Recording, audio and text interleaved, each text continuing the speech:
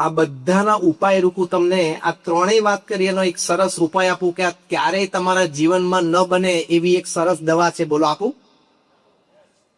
પ્રમુખ સ્વામી મહારાજ કહેતા કે ઘર સભા નિત્ય કરવી. અત્યારે અમારા ગુરુહરિ મહંત સ્વામી મહારાજ પણ એનો આગ્રહ રાખે છે.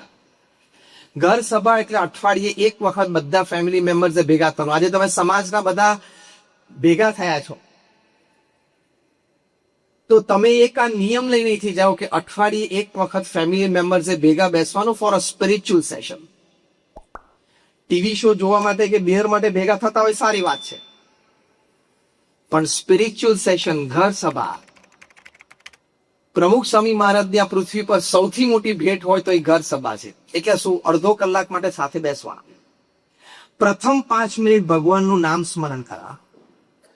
બીજી 10 મિનિટ આપણે રામાયણ છે, મહાભારત છે, શ્રીમદ ભગવદ્ ગીતા છે એવા ગ્રંથ થોડા વાંચવાના. વારાફરતી બધા વાંચે. ત્રીજું, છેલ્લે 5 મિનિટ ભગવાનની આરતી કરીને છૂટા પડે અને એ પહેલા કોને શું વાત ગમે એની થોડીક ચર્ચા કરે. પ્રમુખ સ્વામી મહારાજ કહેતા અને ઘર સભા પોતે એમના અનુભવ પરથી કહેતા એમના જ શબ્દો છે કે ઘર સભાથી વિશ્વ શાંતિ થશે. મહંત સ્વામી મહારાજ એવું બોલ્યા છે કે ઘર સભા છે અક્ષય ઉપાય છે. It is the ઇમોર્ટલ medicine. અને અમે બીએપીએસ સ્વામિનારાયણ સંસ્થામાં લાખો પરિવારો નિત્ય ઘર સભા કરે છે. એ પુસ્તક અમે બહાર પાડ્યું છે. એમાં 100-150 પ્રસંગો અમે છાપ્યા છે. રિયલ પ્રસંગો, રિયલ લાઈફ ઇન્સિડન્ટ્સ કે જેમાં ઘર સભા કરવાથી પરિવારમાં ભાઈ વચ્ચેના પ્રશ્નો, બાપ દીકરા વચ્ચેના પ્રશ્નો, સાસુઓ વચ્ચેના પ્રશ્નો એ મટી ગયા હોય. પતિ પત્ની વચ્ચેનું ફ્રિક્શન, અણમનાવ, ડાઉટ્સ, શંકાઓ પતિ પત્ની એકબીજા ઉપર બધું ક્લિયર ઘર સભાથી થયું છે. એવા લાખો પ્રસંગો બીએપીએસમાં બન્યા છે.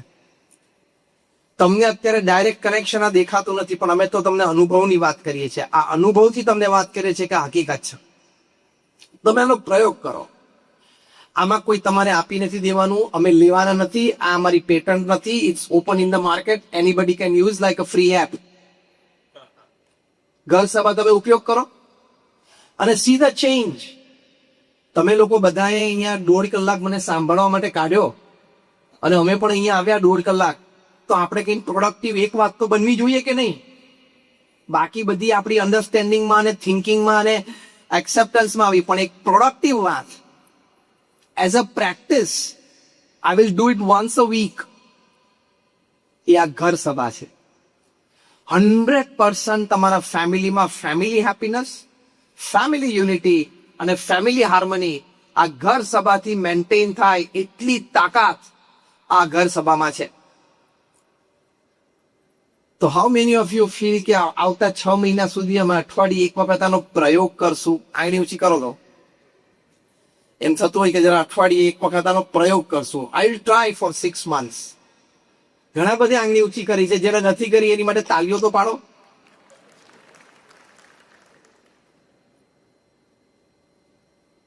એટલે આપણા બધા જ પ્રશ્નનું સમાધાન આવી એક વાતમાં છે.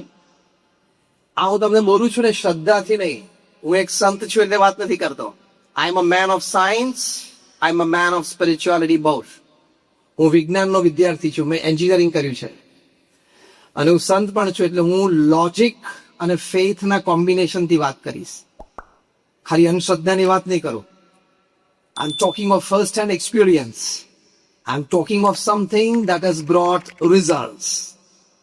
એવી આ વાત છે ઘર સભાની. અને આ બધા માટે સાયન્ટિફિક રિસર્ચ છે. છેલ્લી 5 મિનિટમાં હું મારું પ્રવચન પૂરું કરું છું. આ બધા માટે સાયન્ટિફિક રિસર્ચ થયેલી છે.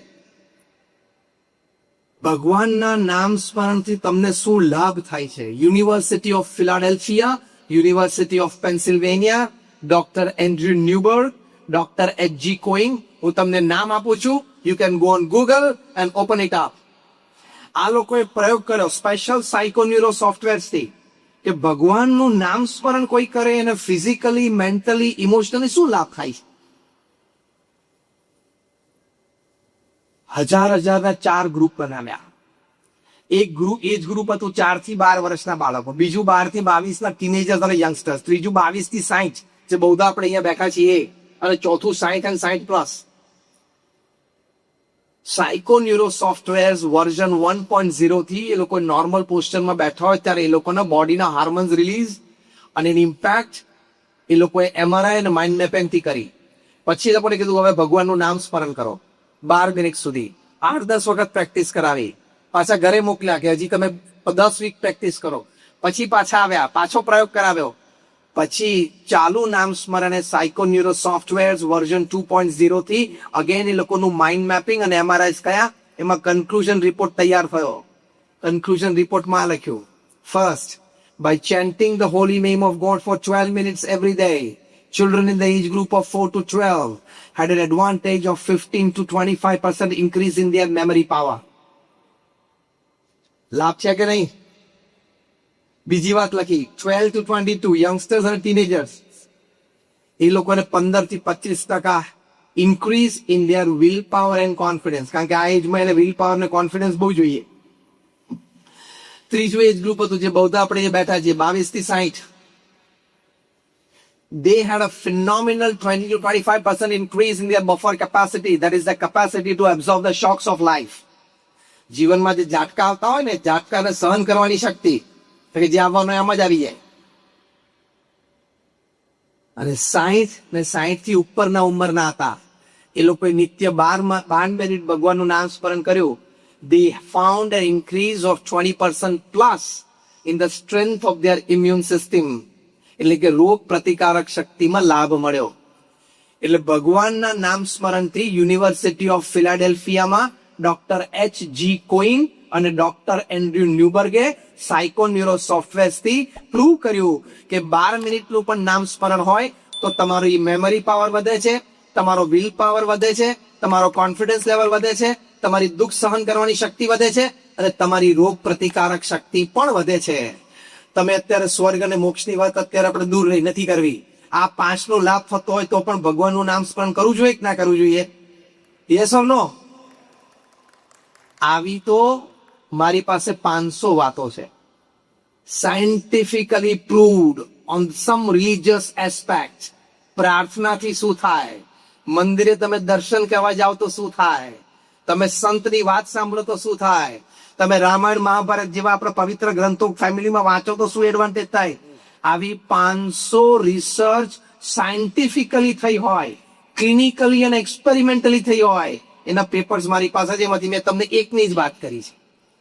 આવા 50,000 રિસર્ચ પેપર પબ્લિશ થયેલા છે વૈજ્ઞાનિકો દ્વારા, હા, સંતો દ્વારા નહીં, બાય મેન ઓફ સાયન્સ.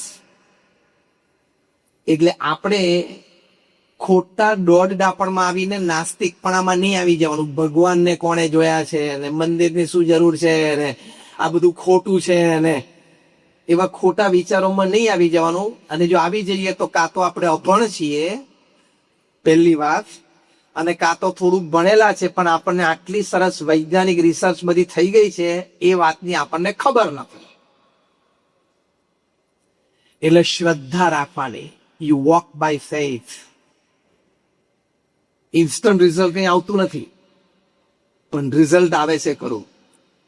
તમે પતિ પત્ની લગ્નમાં જોડાયા ત્યારે ફૂલ લોજિકલ પ્રૂફ હતું કે છૂટાછેડા નહીં જ થાય?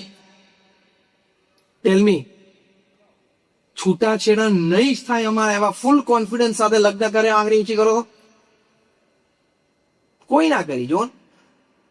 કારણ કે it's a possibility, isn't it?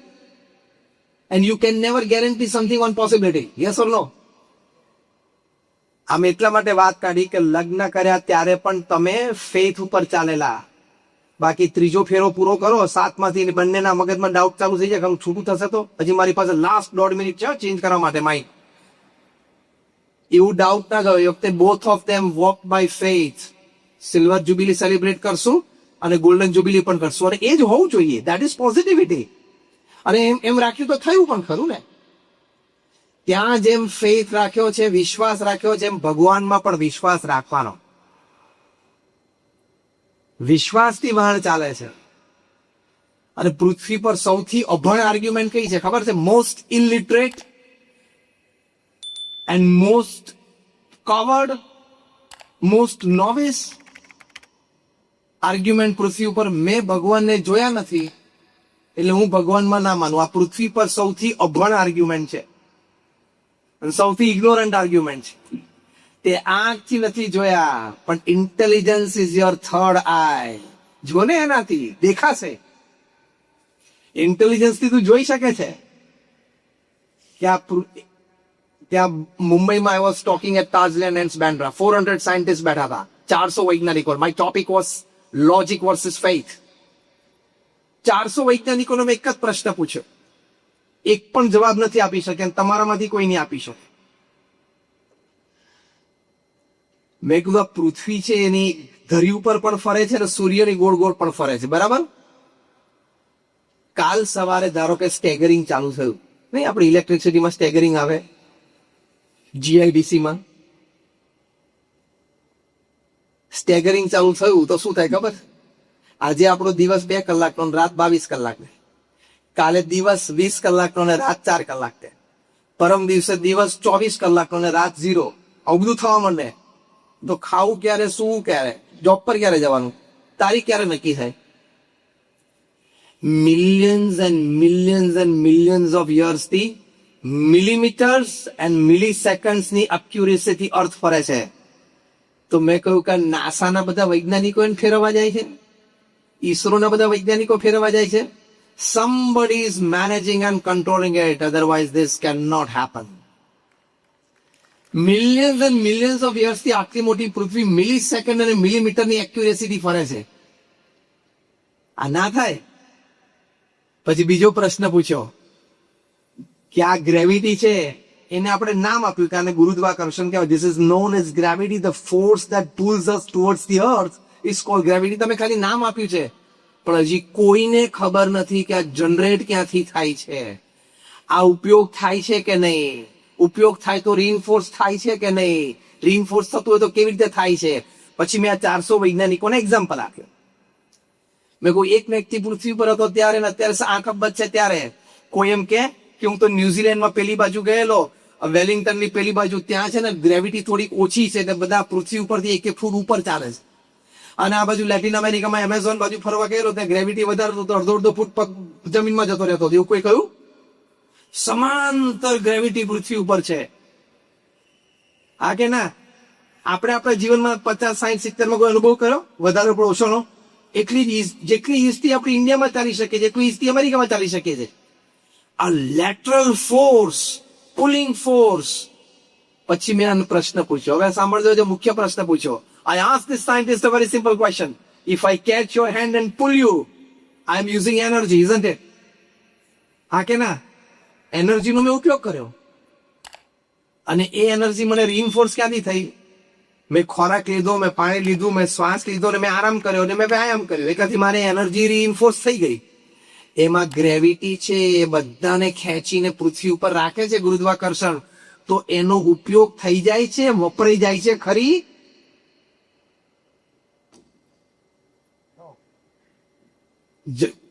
સમજીને જવાબ આપજો. શાર્પ ક્વેશ્ચન પૂછીશ, એની સામે બહુ તીખો પ્રશ્ન પૂછીશ. વપરાઈ જાય છે ખરી? તમે કહો કે ના, નથી વપરાતી, તો આખું સાયન્સ ખોટું પડી ગયું. કારણ કે મેં તમને પહેલા જ દ્રષ્ટાંત આપ્યું, તમારો હાથ પડીને તમને ખેંચો તો એનર્જીનો યુઝ કરું છું. My energy is getting use. તો ગ્રેવિટીનો તમે કહો કે ના, એનો ઉપયોગ નથી થતો, તો આખું સાયન્સ ખોટું પડી ગયું. અને તમે કહો છો કે ના, એનર્જીનો ઉપયોગ થયો, તો નવી એનર્જી આવી ક્યાંથી? એનું આખું લેટરલ ડિસ્ટ્રીબ્યુશન કર્યું કોણે? There is somebody who is doing it, and that is God. That is beyond the ken of human intelligence. એટલે બહુ અભણ આર્ગ્યુમેન્ટ નહીં કરવાની, કોણે જોયા છે. અને છેલ્લી વાત, અમુક વસ્તુ જીવનમાં સ્વીકારી લેવાય. બધી જગ્યાએ લોજિક ને આર્ગ્યુમેન્ટ ને બહુ બુદ્ધિ કે I am man of logic, I am a man of reason, I don't accept anything that doesn't satisfy my logic. એ ટોટલ ગાન પણ છે. અમુક વસ્તુ લોજિક થી સ્વીકારવાની, અમુક વસ્તુ ફેથ થી સ્વીકારવાની. એનું પણ દ્રષ્ટાંત આપી દઉં તમને છેલ્લે.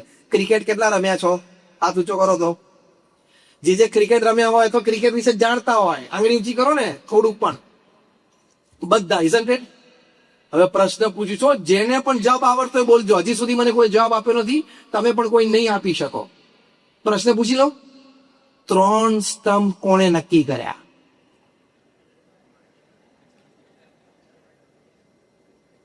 હું તમને ફંડામેન્ટલ પ્રશ્ન પૂછું છું, બેઝિક, સિમ્પલ. 3 સ્તંભ નક્કી કર્યા હોય એનું નામ મને આપો. હવે તું તારી જાતને એમ કે છે હું તો લોજિક અને રીઝનમાં માનું છું, મારું લોજિક રીઝન ને બુદ્ધિ સેટિસ્ફાય થાય તો જ હું કોઈ વાત સ્વીકારું છું.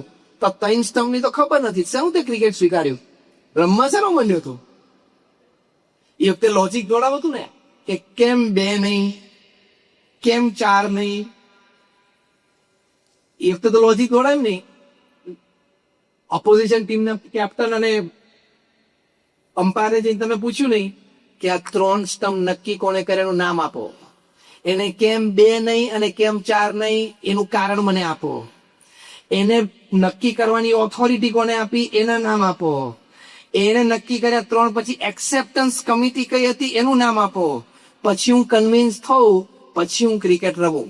એવું ડાપણ પીચ ઉપર જઈને આપણે કર્યું હોય તો સામેના 11 ખેલાડીઓ શું કે શું એક પાછળ મારીને કાઢી મૂકે બેટ. સમજા?